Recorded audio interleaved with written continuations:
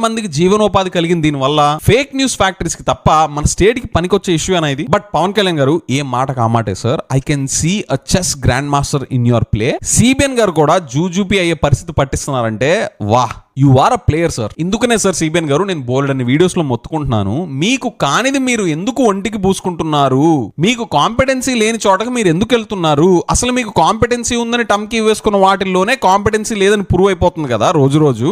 అలాంటివి మీకు ఎందుకు సార్ కొత్తవి మన స్టేట్ కి పనికిరానివి చెప్పండి. అసలు ఈ గేమ్ చూస్తుంటేనే భయం వేస్తుంది. ఎందుకు సార్ సిబిఎన్ గారు మీ ట్రాక్ లోకి వెళ్ళడం?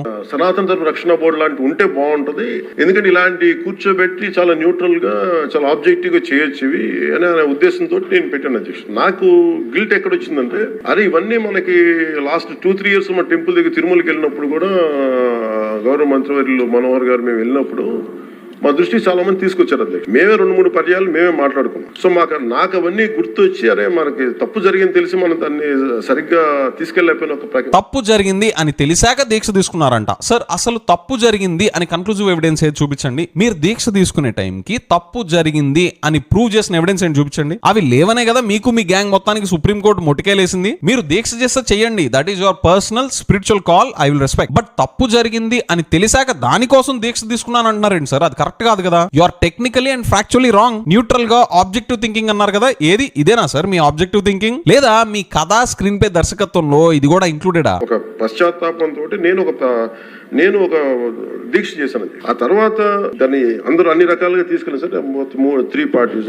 అలాగే మాకు తర్వాత మొన్న గౌరవ ముఖ్యమంత్రి గారు మనకి కేశవ్ గారు మా కేబినెట్ లో కూర్చున్నప్పుడు మా దృష్టికి తీసుకొచ్చింది, అసలు ఈ నెయ్యే లేదనేది చాలా స్పష్టంగా తెలియదు సార్. నెయ్యిలో నెయ్యి ఉందా లేదా అని కాదు సార్, మిమ్మల్ని సుప్రీంకోర్టు ఒత్తి మరీ అడిగింది, మీకు గుర్తులేదా? పామ్ ఆయిల్ వెజిటబుల్ ఆయిల్ లో కల్తీ జరిగిందా లేదా యానిమల్ ఫ్యాట్ కలిసిందా అని స్పెసిఫిక్ గా మిమ్మల్ని సుప్రీంకోర్టు వాళ్ళు అడగలా? దాని గురించి ఫస్ట్ చెప్పకుండా మిగతా మాట్లాడతారేంటి సార్? సో ఫ్రెండ్స్, ఇక్కడ నుంచి పవన్ కళ్యాణ్ గారి స్పీచ్ అంతా బోరింగే, సోది తప్ప అసలు విషయం ఏం లేదు. ఇన్ఫాక్ట్ అదొక స్మోక్ స్క్రీన్ మాత్రమే. ఆయన ఇక్కడ నుంచి మాట్లాడిందంతా ప్రీవియస్ గవర్నమెంట్ మీద అటాక్ లాగా పోర్ట్రే చేశారు, కానీ ఆయన చెయ్యాల్సిన డ్యామేజ్, ఆయన వేయాల్సిన ఎత్తు వేసేశారు. And that is to centre CBN garu and distance himself from this entire issue. CBN గారిని ఎంటైర్ ఇష్యూలో సెంటర్ చేస్తా పవన్ కళ్యాణ్ గారు సైడ్ అయిపోవడం ఈస్ ది యాక్చువల్ మూవ్. నా take away from this Pavan Kalyan garu speeches. అసలు రెస్ట్ ఆఫ్ ద స్పీచెస్ అంతా సోది, time waste. In fact CBN garu కూడా ఈ విషయం మీద మాట్లాడారు, అదైతే ఇంకా పెద్ద టైం వేస్ట్. సో వీళ్ళు పవర్ లోకి వచ్చిన తర్వాత ఫర్ ద ఫస్ట్ టైం నిన్న మనం అసెంబ్లీలో చూసింది ఏంటంటే,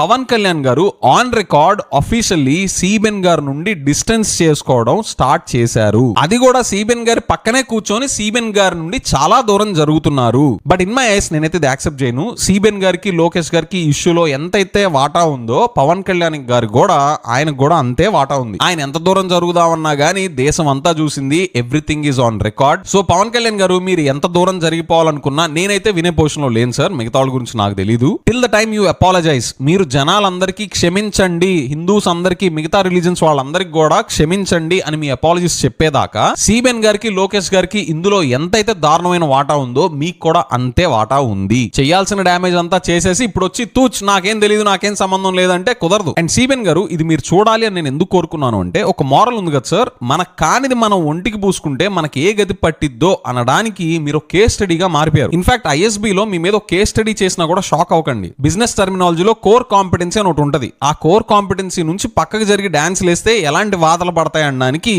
మీరు కేస్ స్టడీగా ఐఎస్బిలో ఎవరైనా కేస్ స్టడీ చేస్తే షాక్ అవ్వకండి. So friends, this is my reading on Pawan Kalyan garu speech yesterday in assembly. మీకు ఆయన కథా స్క్రీన్ పే దర్శకత్వం ఎలా అనిపించిందో కామెంట్స్ లో మెన్షన్ చేయండి. సిబిఎన్ గారికి మెగా షాక్ తగలడం వల్ల ఆయన కథ అడ్డం తిరిగింది అనుకుంటున్నారా? ఒకవేళ మీకు కూడా నాలాగే సిబిఎన్ గారి షిప్ మునగడం చూసి పవన్ కళ్యాణ్ గారు దూకేయండి రోయ్ అని అరుస్తున్నట్టు అనిపిస్తే కామెంట్స్ లో దూకేయండి రోయ్ అని మెన్షన్ చేయండి. అండ్ యూట్యూబ్ లో ఆంధ్ర పాడ్కాస్టర్ మెంబర్షిప్ జాయిన్ అయిన ప్రతి ఒక్కరికి my heart felt thanks. With that I will see in the next episode.